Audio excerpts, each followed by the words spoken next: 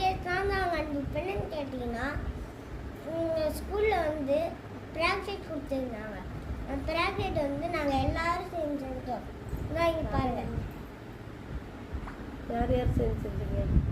நான், தங்கச்சி, எங்கள் அம்மா, எங்கள் அப்பா. இது என்னது? எல்லாரும் செஞ்சோம்.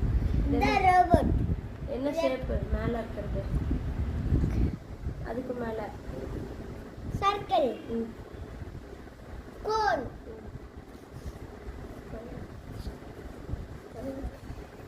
டியூபாய், டியூபாய், கூட், சிலிண்டர்.